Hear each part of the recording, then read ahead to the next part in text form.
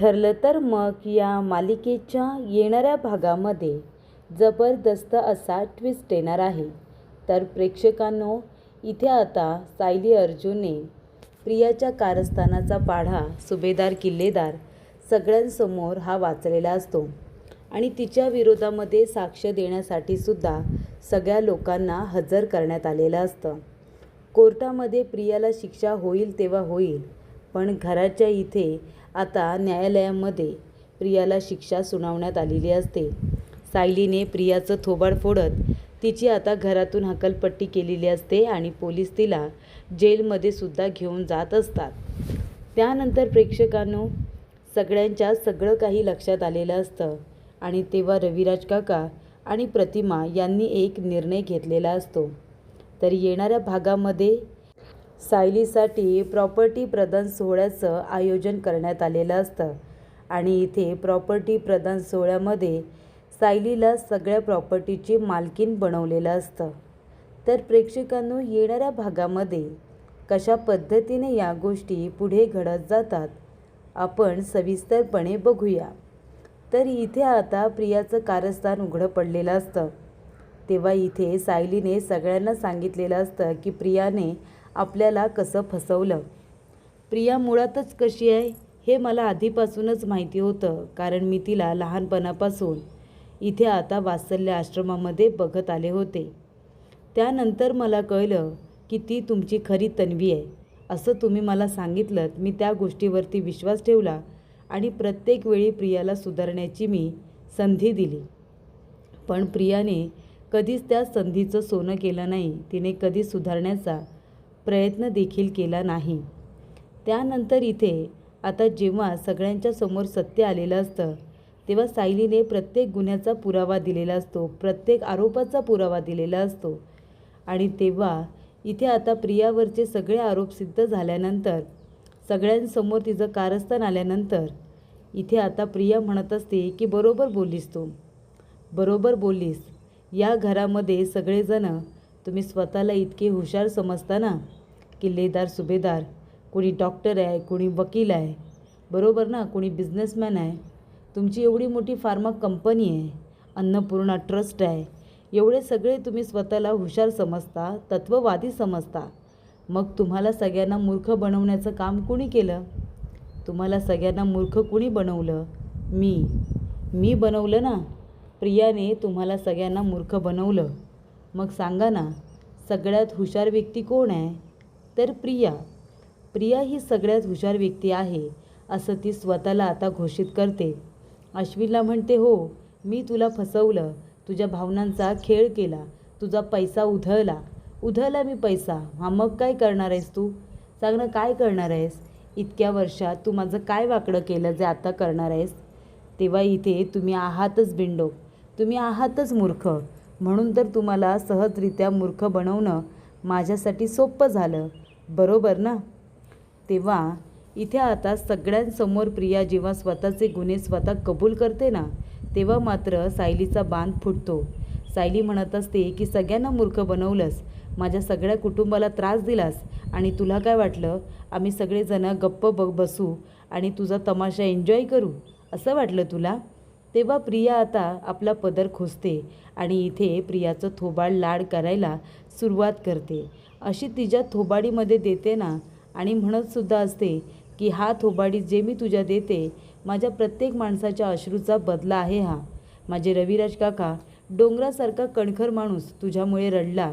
माझी प्रतिमा आत्या, सगळ्यांचं सगळं चांगलं व्हावं अशी प्रार्थना करणाऱ्या त्या तुझ्यामुळे रडल्या. त्यांना वेडं करण्याचा प्रयत्न केलास, माझ्या पूर्णाजींना त्रास दिलास. अश्विन भाऊजी ज्यांनी तुझ्यावरती वेड्यासारखं प्रेम केलं त्यांना तू फसवलंस. त्यामुळे तुला तुझ्या प्रत्येक गुन्ह्याची शिक्षा ही मिळणारच आहे. मधुभाऊंनी तुला नाव दिलं, आश्रमामध्ये लहानाचं मोठं केलं, तुला प्रेम दिलं. त्याच आश्रमामध्ये मी सुद्धा लहानाची मोठी झाली आणि तू सुद्धा. पण कधीतरी त्यांच्या प्रेमाची कदर केलीस? त्यांना कधीतरी कुठल्या तरी गोष्टीसाठी मनापासून थँक्यू म्हणालीस? प्रत्येक वेळेला त्यांचा तिरस्कार करत आलीस, जसे काही ते तुझे खरे आईवडीलच होते अशा पद्धतीने त्यांच्याजवळ हट्ट करत राहिलीस आणि ती गोष्ट मला कधीच पटली नव्हती. पण तरीसुद्धा आम्ही तुला समजून घेण्याचा प्रयत्न करत होतो, पण आता नाही. आता पाणी डोक्यावरून चाललं आहे. अगं ही माणसं सगळी इतकी साधीभोळी आणि चांगली आहेत ना. एवढे मोठे गुन्हे करूनसुद्धा तू एकदा फक्त त्यांची पाय धरून माफी मागितली असतीस ना, तर सगळ्यांनी आत्ताच्या आत्ता तुला माफ केलं असतं. पण तू नाही गं. गेंड्याची कातडी आहे तुझी. निर्लज्ज सदा सुखी समजतो स्वतःला, तशी तुझी आता गत आहे. इतकं सगळं करूनसुद्धा नामानिराळी राहण्याचा प्रयत्न करतेस. तुला काय वाटतं? तू हे गुन्हे सगळे कबूल केलेस. तू काही कुठली मोठी आनंदाची गोष्ट केली नव्हतीस, ज्याने तुला इथे तुझा सत्कार सोहळा ठेवला आहे आणि तू अभिमानाने सांगतेस, मी हे पण केलं, मी ते पण केलं. त्यामुळे आता जे जे केलं आहेस ना, त्याची शिक्षा भोगायची. माझ्या एकूण एका माणसाला त्रास दिला आहेस तू. प्रत्येक माणसाला माझ्या तू रडवलेस ना, त्यांच्या प्रत्येक अश्रूचा बदला मी तुझ्याकडून घेणार आहे.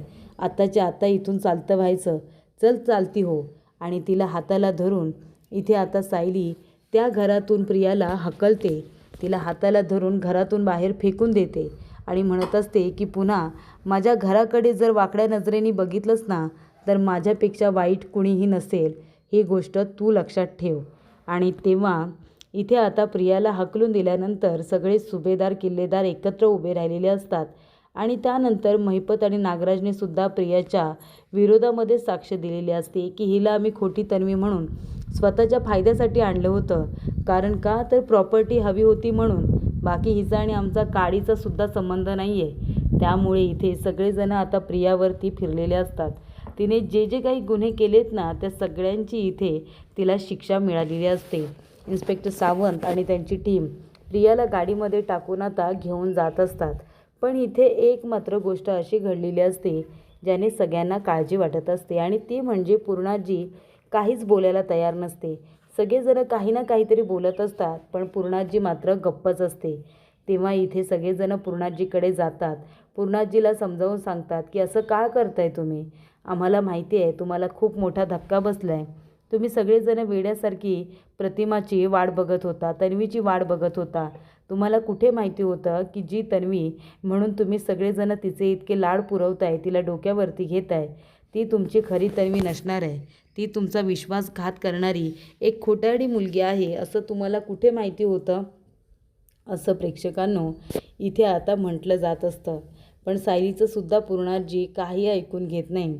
पूर्णाजी इथे रडतच असते आणि त्यानंतर ती विचारात असते. तिला चेकअप वगैरे केलं जातं.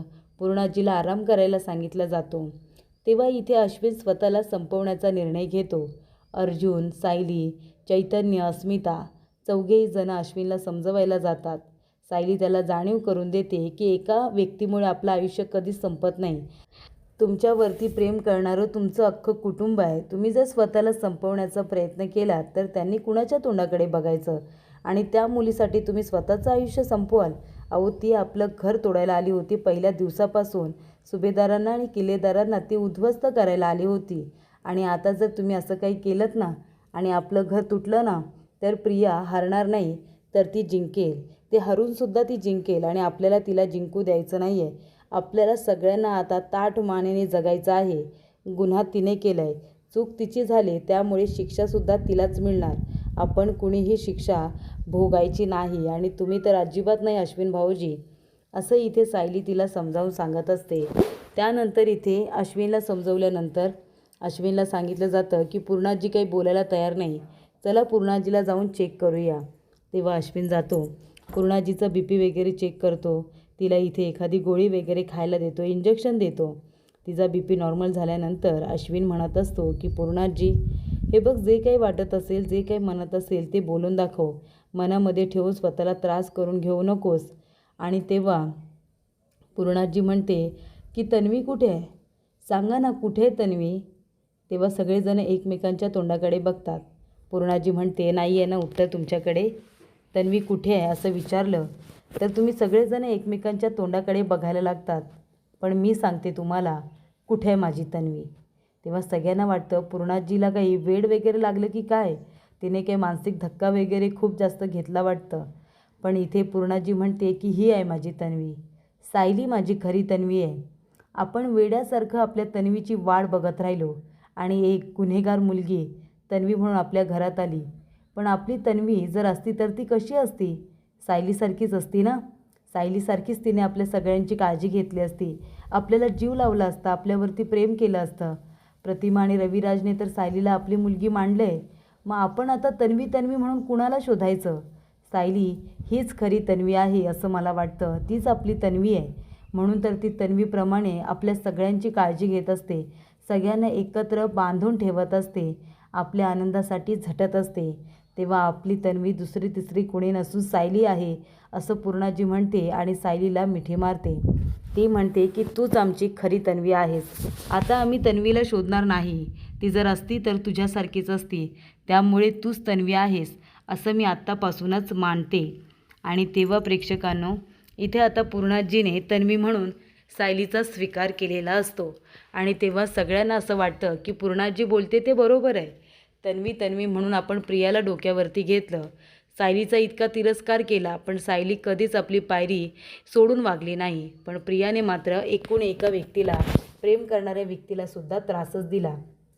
आणि तेव्हा इथे रविराज काका म्हणतात की पूर्णाई, आपल्याला उशिरा का होईना पण अक्कल आली आहे. तुम्ही बरोबर बोलताय, सायली हीच खरी आपली तन्वी आहे. आणि आजपासून मी आत्ताच्या आत्ता त्या खोटाड्या मुलीचा विचार करणं बंद करतो आणि मी माझ्या सायलीचा तन्वी म्हणून, माझी मुलगी म्हणून आत्ताच तुमच्या सगळ्यांच्या साक्षीने स्वीकार करतो.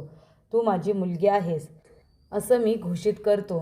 जेव्हा पूर्णाजी म्हणते ना की सायली तन्वी आहे, तेव्हा एका सेकंदासाठी सगळ्यांना वाटतं की खरोखर सायली तन्वी असेल तर, सायली जर तन्वी असली तर आपली. आणि तेव्हा इथे अर्जुनच्या डोक्यामध्ये एक विचार येतो. अर्जुन काय करतो, आता हळूच सायली आणि प्रतिमा आत्याची DNA टेस्ट करतो. तो सायलीचे सॅम्पल मिळवतो आणि प्रतिमा आत्याचे सुद्धा सॅम्पल मिळवतो आणि DNA टेस्ट करायला देतो. तेव्हा इथे आता अर्जुनच्या पायाखालची जमीनच सरकते असा रिपोर्ट आलेला असतो. DNA टेस्टचा रिपोर्ट पॉझिटिव्ह आलेला असतो. DNA टेस्ट केल्यानंतर अर्जुनला असं वाटतं की एकतर पॉझिटिव्ह येईल किंवा नाही येणार, पण खात्री करायला काय जाते. आणि त्यामुळे इथे DNA टेस्ट केल्यानंतर रिपोर्ट पॉझिटिव्ह आलेला असतो. सायली आणि प्रतिमाचे DNA सॅम्पल मॅच झालेले असतात. त्यामुळे सायली प्रतिमाची मुलगी आहे हे सिद्ध झालेलं असतं. आणि तेव्हा अर्जुनला सगळ्यात जास्त आनंद झालेला असतो. अर्जुन ही गोष्ट सगळ्यांना ओरडून ओरडून सांगत असतो की सायली हीच खरी तन्वी आहे, ती माझी बायको आहे, तुमच्या सगळ्यांची तन्वी आहे. त्यामुळे सुभेदार किल्लेदार दोन्ही कुटुंबांना खूप जास्त आनंद झालेला असतो. तेव्हा पूर्णाजी काय म्हणते की सायली हीच खरी तन्वी आहे हे सिद्ध झाले ना, मग आता आपण, जेव्हा तन्वी आली होती तेव्हा आपण कसं इथे तिचं स्वागत केलं होतं, तसं आपण आपल्या खऱ्या तन्वीचं स्वागत करूया, आपल्या सायलीचं स्वागत करूया. कारण ती खरी तन्वी आहे हे आता DNA सॅम्पलवरून सिद्ध झालेलं असतं. आणि त्यामुळे तिला खूप जास्त आनंद तर झालेलाच असतो. इतक्या वर्षानंतर तिला तिचं हक्काचं कुटुंब परत मिळालेलं असतं, ज्यांना ती इथे आत्या आणि काका म्हणत असते. रविराज काका ते तिचे आई बाबा असतात. त्यामुळे रविराज काकांनी आणि इथे प्रतिमाने खूप मोठं सरप्राईज सायलीसाठी तयार ठेवलेलं असतं. आणि ते सरप्राईज काय असणार आहे, तर इथे सायलीसाठी त्यांनी प्रॉपर्टी प्रदान सोहळा याचं आयोजन केलेलं असतं. प्रॉपर्टी प्रदान सोहळ्यामध्ये रविराज काकांनी कष्टाने कमावलेली सर्व प्रॉपर्टी इथे आता सायलीच्या म्हणजे तन्वीच्या, त्यांच्या खऱ्या मुलीच्या नावावरती करण्याचा निर्णय घेतलेला असतो. आणि त्यामुळे ती संपूर्ण प्रॉपर्टी त्यांनी आता प्रतिमाला विचारूनच आणि दोघांनी संगनमताने सायलीच्या नावावरती करण्याचा निर्णय घेतलेला असतो. आणि जेव्हा इथे सुभेदारांच्या घरामध्ये खऱ्या तन्वीचं म्हणजे सायलीचं आता जल्लोषात स्वागत होणार असतं, त्याच आता सोहळ्यामध्ये रविराज काकाने सगळ्यांसमोर हे कबूल केलेलं असतं की माझी मुलगी तन्वी किल्लेदार आता इथे सायली अर्जुन सुभेदार आहे. आणि मी माझी प्रॉपर्टी, माझी संपत्ती जी मी माझ्या कष्टाने कमावलेली आहे, माझ्या मुलाबाळांसाठी, माझ्या बायकोसाठी, तो हक्क, तो अधिकार मी माझ्या आता मुलीला देणार आहे. तिच्या नावावरती मी माझी निम्म प्रॉपर्टी करणार आहे असं रविराज काकांनी सगळ्यांच्या समोर घोषित केलेलं असतं. तर अशा रीतीने DNA टेस्ट केल्यानंतर रिपोर्टद्वारे सायली हीच खरी प्रतिमाची मुलगी आहे सिद्ध झालेलं असतं. आणि त्यानंतर इथे आता सत्कार सोहळ्यामध्ये तिच्या इथे स्वागतामध्येच प्रॉपर्टी प्रदान सोहळ्याचं सुद्धा आयोजन करण्यात आलेलं असतं. त्यामध्ये संपूर्ण प्रॉपर्टी रविराज काकांनी आणि प्रतिमाने सायलीच्या नावाने केलेली असते. आणि जी मुलगी खोटं बोलून विळखा घालून बसलेली असते ना, त्या मुलीला त्यांच्या आयुष्यातून कायमचं बेदखल करून टाकलेलं असतं. तिचं नावसुद्धा आजूबाजूला कुठेही नसतं. अशा रीतीने इथे आता प्रिया जेलमध्ये गेल्यानंतर सायली हीच खरी तन्वी असल्याचं सुभेदार किल्लेदार यांना समजलेलं असतं.